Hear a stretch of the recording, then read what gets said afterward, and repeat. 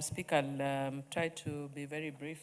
Madam Speaker, with the advent of technology, we have seen many new positive ways of doing things, even though it also has brought in a lot of challenges. Madam Speaker, as we speak right now, because of technology, I'm actually contributing in Parliament, but I'm also in class because of technology.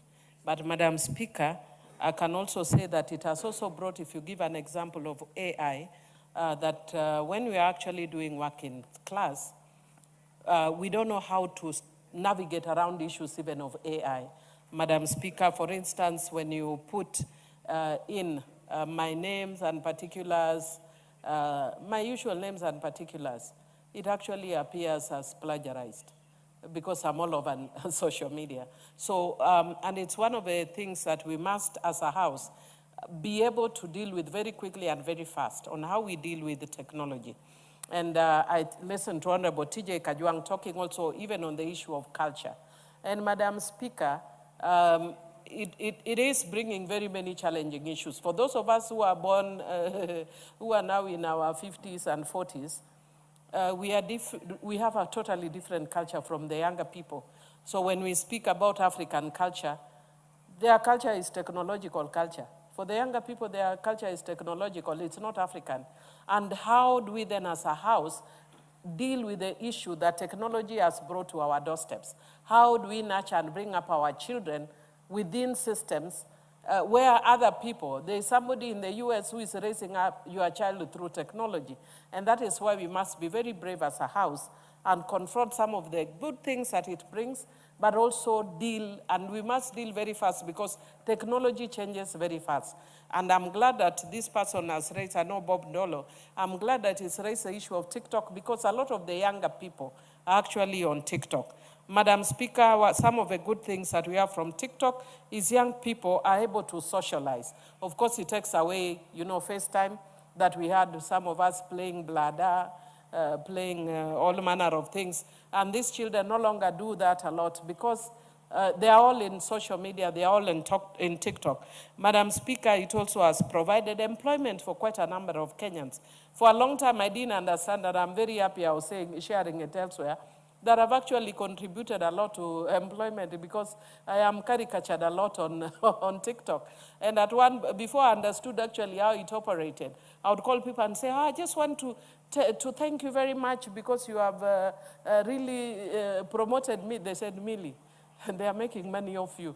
So when I saw that, I said, it's okay, let them caricature me and make money out of me through TikTok. So it's a good thing, especially now that we have the issue of unemployment. Madam Speaker, it also provides civic engagement for the young people, which of course then can also, bring other challenges, like what we saw in 2024, that through civic engagement, young people were able to challenge Parliament, even on bills that we are passing. And then, of course, through TikTok and other social media platforms, they were able to even come right into Parliament. And Madam Speaker, those are, are challenging times for us.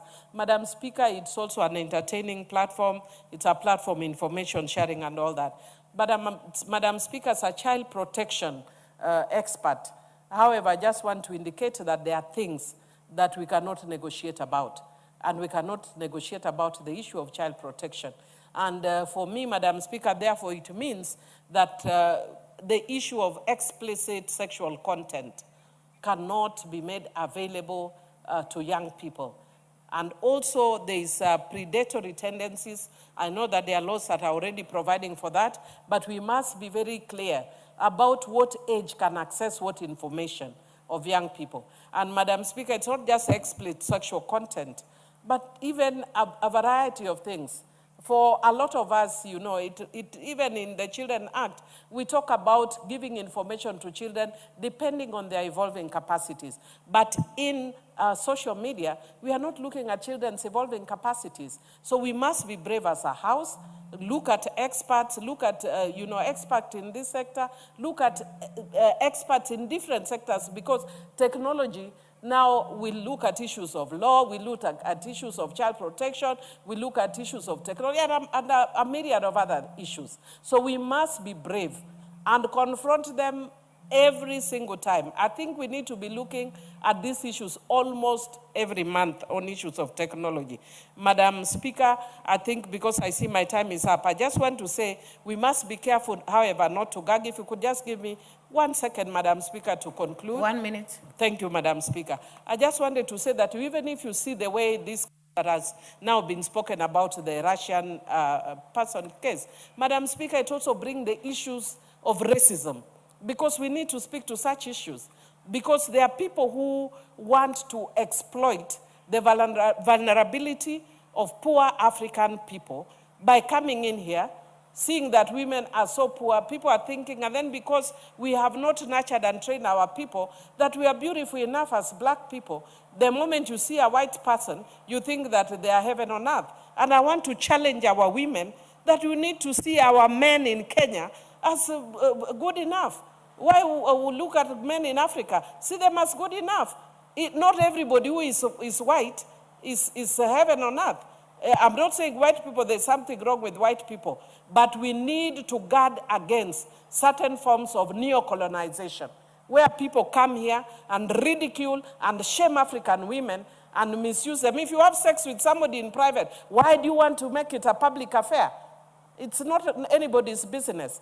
But that is why, Madam Speaker, I don't want to talk about the name regulation, because when you talk regulation, people misunderstand.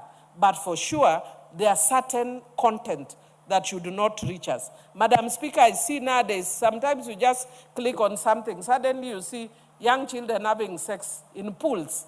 How is that even possible?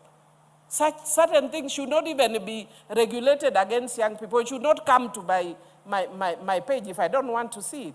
So there are certain things we must be very brave as a house and confront these issues head on. Thank you, Madam Speaker, and I support. Very well. Honorable Murugara.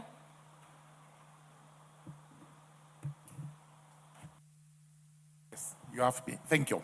Thank you very much, Honorable Speaker. Madam Speaker, also allow me to actually support the report by the committee and allowed the gentleman, Bob Ndolo, who brought this petition to us. Also allow me to allow the chairperson of the Committee on Public Petitions, Honorable Karemba, is here with me, and he's doing a good job. For a long time, we have had problems with that committee for reasons that possibly were known to all of us. But now the committee is on track, and Karemba is also a member of my committee, the Justice and Legal Affairs Committee. He never misses even one meeting. At 10 o'clock, we are together, we start with him, we finish, and then he goes to public petitions, and he does it very well. Note that I think he needs to grow in Justice and Legal Affairs Committee too, where he's doing a good job. Madam Speaker, it is true we should not ban TikTok. It's one of the social media arms of communication. I may not know a lot about it, simply because my age doesn't allow me to know some of these things that happen with our little children out there. But from what I have heard about TikTok and what I know it does to young people, there is absolute need for us to regulate it. We can do this through statute, or we can go to our ICT Act, amend it, the Communications Act, amend it, and we have regulations that will actually guide us on how this branch of social media is going to be handled. The stakeholders who came to this particular petition were all candid that there is need for regulation.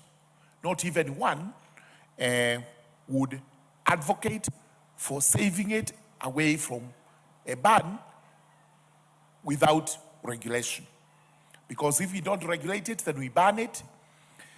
And there are some positive aspects of TikTok, including the youngsters who actually say in their language that they are content creators, which content they create and they post it on TikTok, and through whatever means, I don't know what it is, they are able to earn some money.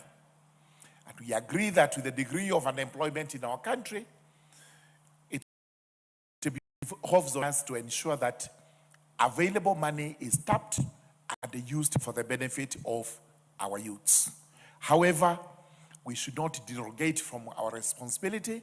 As Honorable T.J. Kajwang has said, we are Africans and we must protect our culture and cultural practices. Those practices include taking care of our children, giving them advice, admonishing them when need be, so that we are able to grow children, nurture children who are actually responsible citizens in this country. So here comes the government making certain recommendations through the chairperson of the Petitions Committee, which recommendations are useful and which we should actually support, so that as we use the internet, as we use ICT and the other modes of communication, then we do not expose our children to danger. We must also not abrogate our responsibilities as parents. As you hear Honorable TJ saying, these youngsters come home to the rooms we've set aside for them, lock themselves in there. You don't know what they are doing, and you don't hear or see them until the wee hours of the night. And that cannot be a virtue. I think we should be more, as parents, involved in the growth of our children, so that we bring up responsible citizens away from some of these vices which come to us through TikTok and other applications we find on the internet. Therefore, I do support the recommendation by Honorable Karemba that we should regulate TikTok for the good of our country. I support. Very well. Honorable Wandeto.